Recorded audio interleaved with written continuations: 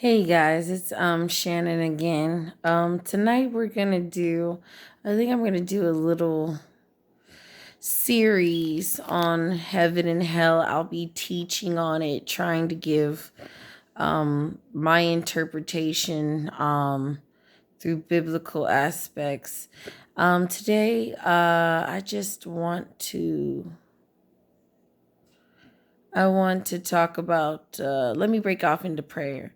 Dear Heavenly Father, thank you for allowing me to be here, to walk in my purpose, to do everything you would have me to do. I only ask, Father, that you use me as a willing vessel today to complete the things that you want me to complete, to live in the purpose you want me to live in. Lord, I ask for protection and mercy, overall health and wealth and prosperity for my viewers, for myself. Lord, just let everyone come into the knowledge of you and seek understanding in you in a relationship, Father. We need that so bad. I'm praying right now for the people of Indonesia, and I'm interceding on their behalf, Lord, that let the people of Indonesia find peace, love and serenity in you, Lord. Let them have Bibles. Let them find Bibles. Let me pray for Asia, Father. Let me pray that everyone in Asia comes into the knowledge of you and that they truly know you as the Messiah and Savior of the world and our sins, the Savior of us, and just let them get to know you and speak to them, Father. Speak to them. Give us as much time as we can, as much as time as you would allow us. But yes, in Jesus' name. Yeah, I would just wanted to go over my it's just a little warning for Indonesia, prophetic warning for the region of Indonesia where the volcano is, Angawa. The Navy military forces out there, the Lord is saying that you guys are disrupting the seas with your missiles and your experiments and your everything under the sun that is abominable to God. There's marine spirits whispering, and some of them are inhabiting the armed forces, force leaders, and things like that. We are in a time where there's greater influence of spirits on this realm because the portals have been opened. So and they keep opening, making things worse. I believe that they're making portals, they're opening portals, by ways of these missiles, by way of it's not just on a physical aspect, but on a spiritual aspect. I saw a shift from sea level, a shift in the sea, a shift in land masses, a shift in this is all leading up into earthquake that's going to come, that's going to cause that volcano in Angagua to come out, to implode in just a month, maybe a month, maybe. I think it's already happened once. It's not like Hawaii, but it could very well be worse than Hawaii if people are not careful and things. So that's just the prophetic word for Indonesia. They need to really calm it down. I know that they're at some sort of war out there, some civil war, where there's always something going on over in those regions and things. Always some sort of unrest and somebody shot John and all that extra stuff. I'm so tired of seeing war. I don't know what to do. Okay, well, that was the prophetic word for Indonesia. God is not playing around. He's not playing around with you guys. He seen what you're doing with the technology, The lies you've lied about your government, everything. He sees what's going on, and he ain't gonna. I mean, these little natural disasters that you think are so little are about to get big. But anyway, that's it for Indonesia. Okay. Oh, he gave me these Bible verses. It is he who sits, I'm sorry, it's Isaiah 40:22. It is he who sits above the circle of the earth and inhabits are like grasshoppers who stretch out the heavens like a curtain that spreads like a tent to dwell in. And then he gave me Proverbs 8:1 through 36. Does not wisdom call? Does not understanding raise her voice on the heights beside the way at the crossroads? She takes her stand beside the gates in front of the town. At the entrance of the portals, she cries aloud to you, O men, I call. My cry is to the children of man, O simple one. Learn prudence, O fools. Learn sense. That's Mount Agong. The volcano over there is getting ready to erupt. Before it erupts, it's going to be an earthquake over there. There's a shift in tectonic. It's shifts going on the tectonic plates and whatnot.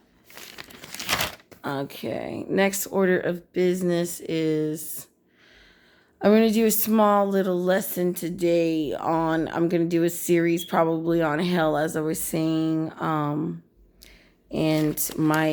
have a little issue with the Third Testament, but it's not really an issue because I always use the Holy Bible as my first love and my foundation, because without the first two testaments you cannot try to make sense of the Third Testament. And I would advise that anyone who does not have proper discernment not read the Third Testament until you have fully understood the first two and what you're looking for. But we can just put this under ways to read books from the Apocrypha and other books that are biblically, from a biblical standpoint, but not in the Bible. So my discrepancy, well, not really discrepancy, but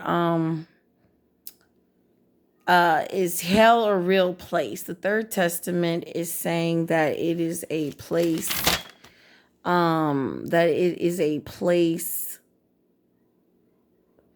it's a place in the spirit realm. This is okay, that's true. It's a place in the spirit realm. I'm trying to find you guys a Bible verse. Just give me a second. Because I was really talking to God last night, as I do every night. Let me see. I don't know which one is. I kind of like the idea of the Third Testament, but it's based on reincarnation of the spirit. We hear that reincarnation of the spirit is not a new term. It's from older years, actually back to back to the very first versions of the Bible and things. It was reincarnation of the spirit, and then it later got changed to resurrected. You could look it up on the Council of Nicaea or go to YouTube and look at the audibles on the Third Testament, Heaven and Hell Explained. The Third Testament. Listen, oh my people, hell is I'm sorry, this is verse 7. I'm going to have to put that in the description for you. But did I read this? Just a second.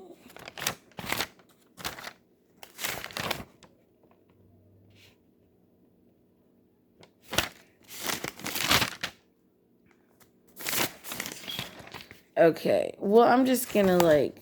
I thought this is not. It's in my other notebook. I'm sorry. I'm not feeling a little good today, so that's a little ill prepared. But anywho, I'll just. Well, maybe I can find one. Hold on. Okay. I'm sorry. I'm here. Um. Okay, I like these readings. I'm going to teach. I can't remember. I'm going to put some things in the description, but I'll just read this verse. It's from the Third Testament. As I once said that every human being carries the whole universe within him.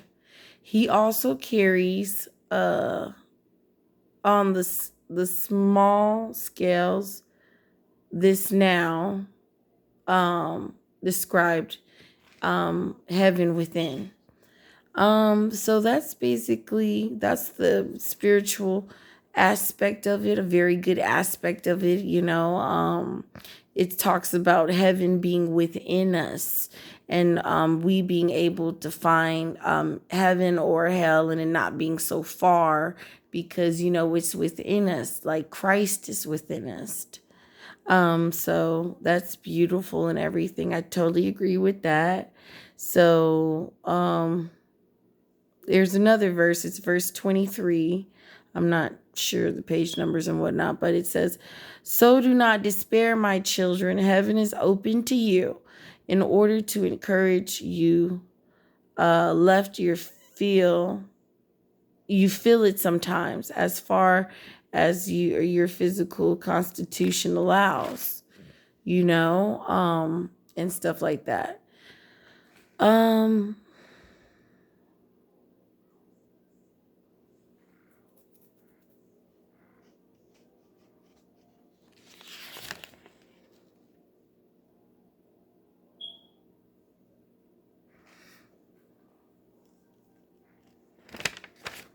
Okay, one of the things I'm just going to go over, maybe you guys can help me figure this out because this is what I'm talking about when you're trying to read apocryphal books that may, apocryphal books or any other kind of books that might kind of mess with your, your God center. You know, the alarms are going off and you're like, wait, let's go back to familiar Old Testament and New Testament.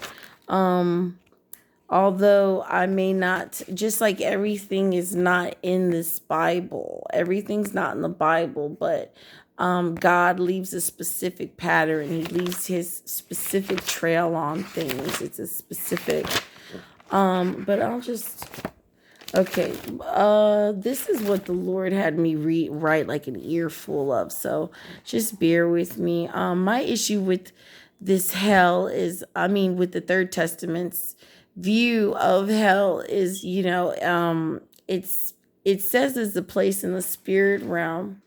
This is true, and like it's made up of it's made up of whether or not it's made up of, it's a real place or is it a state of being in the spirit realm with your, but all of those things mean the same thing to me. After you die, you go to hell if you're bad, if you didn't make the cut, and you suffer the afflictions of from what you lived here on earth.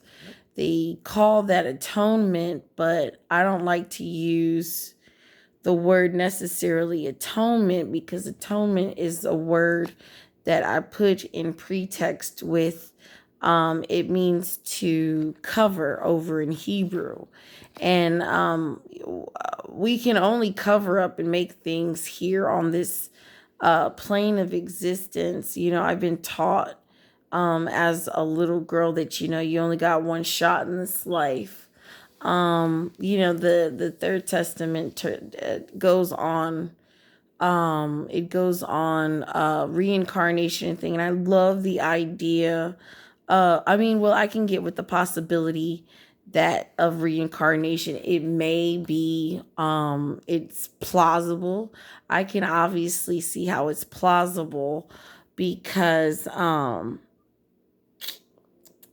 I can see how it would be plausible because I've had deja vu experiences. I've had supernatural experiences. So I believe from my experience that it is reincarnation of the spirit could be possible. Could be. I'm not saying that it is or isn't. I'm just saying based on the circumstances and experience in my life. I'm open to a buffet of ideas, but not when they deviate from the original purpose of hell and things like that. But and reincarnation would kind of only it would work if I believe that it could work on these grounds. Like when they say the lake of fire, that's a future tense. When they say the abyss, the bottomless pit is also referred to in future tense for the lake of fire. And Abraham's bosom is an old pretense, but so we're taking the abyss, which is the bottomless pit, and the lake of fire. Both they're more futuristic, the and stuff like that. And it goes back to today you will be with me in paradise. And from that verse I just read from the Third Testament, saying that we have that from the that we carry heaven within ourselves and things like that. So I think that reincarnation could be possible on the grounds that there will be an end to reincarnation, when Jesus comes back, or at least I believe that's the way that the Third Testament and the reincarnation theory comes into play, is by basically saying that I hope, because that would be the only way that I could probably be believing in reincarnation of the spirit, is because, there would have to be a final end, because my Bible tells me that just like there was a beginning, there's an end. And I hope that's the case. I'm still reading. I'm just doing this part of the video for kind of maybe like research purposes, if anybody wants to dig in. And because I'm asking the right questions here. A lot of times when we're studying, we can study the genealogy of Jesus and all his brothers and stuff like that, but we can't really we don't get a deeper purpose in knowing the Bible from our assignments and what we're supposed to do here. But like I was saying, I believe reincarnation of the spirit could only be possible on the grounds that we would later obviously have a final judgment, which the Third Testament does teach that there will be a final judgment. I don't know in which context. The person Hermes Academy I'm listening to teach it is kind of like their perspective on it is a bit different, but we're all reading it in the same context. But that's the only way I would believe it. But I want to go on to prove that hell is an actual place with an actual location. So we know that the actual location of hell is in the center of the core of the earth. It's in the earth's core. It says that in Okay, it says that in Ephesians 4:9. I kept getting that up today. I kept seeing that verse. For some reason it came up in Bible study. It came in a dream interpretation class. So I kept seeing it all day. So I'm confirming that that's another confirmation that God wants me to do this video. But Ephesians 4:9 reads, "Now that he ascended, what is but that he also descended first into the lower parts of the earth." We know that the lower parts of the earth is like a stomach. You got that center. It's the center's core. So we can tell from the verse that it has a location, a physical location, a physical address, which is the core, which is the center core of the earth. Now, the spirit realm is a little tricky because I need something to go on a little bit more than just the spirit realm. That's God, Jesus made it plain and simple, that this was an actual place. He went there, 3 days and 3 nights after he died, and he hadn't ascended to the Father yet, and stuff like that. So and we know that hell has what is this? They want to say it's either 2 or 3 compartments, but I think it's only 2 compartments because the abyss is Hades. If I'm not sure, it's Hades, and Hades is the whole thing, or maybe it's different. I'm not sure. I think that the abyss and Hades is the same thing, and Abraham's bosom is the air conditioned part of hell, better known. We probably can call it purgatory. Is a better. It was a waiting room. I believe that God went to hell, got the keys, and and freed all of the souls in Abraham's bosom, and things like that. We can tell from the story of Lazarus and the rich man and the poor man and things like that. Some think it's a parable. I think it's a parable, and I think it's an actual thing, a vision that what's his name saw. But listen to my people here. Okay, it says in verse 7 of the Third Testament of the Bible, listen, O my people, hell is within the incarnate and the disincarnate. That just means the physical, and the incarnate means the physical, and the disincarnate means the non-physical. But we know that everything has a spiritual first, and then it is followed by the physical thing, usually. And like I was saying, I don't like that word atonement. It said that it uses in one of the verses that we have to use hell as an atonement to purify ourselves in things, and that's cool. We have to use ourselves to purify and things. I don't believe that's what hell is for, but I don't think that we would have to purify. I don't think that you can. I mean, it's a way you could say it like that, but it's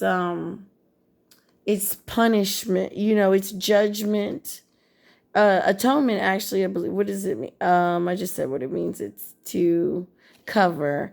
And hell is a punishment served after a judgment has been given. So I'm not sure about that. The basic premise for hell or heaven is judgment for a deed on earth while alive. We cannot atone for our sins, cover our sins in the afterlife, because when it's over, and I'm not saying anything, but when it's over, it's over. Now, I would be up for reincarnation, but again, I believe we can all agree, universalism and Christianity can agree that there is some sort of aspect of torture, as if we do it to ourselves in the spirit realm, or if it's like an actual physical, metaphysical is physical but not physical, just unseen thing by the human eye, which is what Christians believe. But if we could